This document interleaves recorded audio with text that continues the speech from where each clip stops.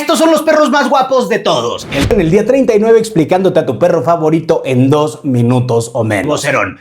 Güey, es francés. Se ve muy elegante y parece un Doberman hipster con barbita, güey. Es muy guapo desde bebé y es una cosa increíble. Luego tienes al Husky, que parece que se mete nieve de Maradona, pero es un chato con los ojos más bonitos del planeta, más que pupilentes de buchón en boda.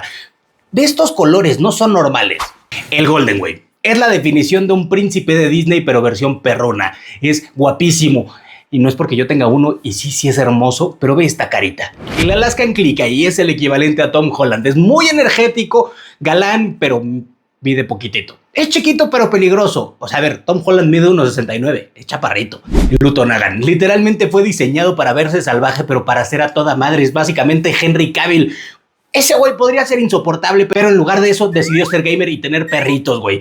Su American Akita se llama Cal. Es una cosa hermosa. Y el perro también está muy guapo. Luego tienes a Lossie, que es este perrito hermoso con una mirada bellísima y que cuando se emociona mueve las pompitas. Sí. Ponle una canción de reggaetón y va a perrear mejor que todas tus amigas juntas.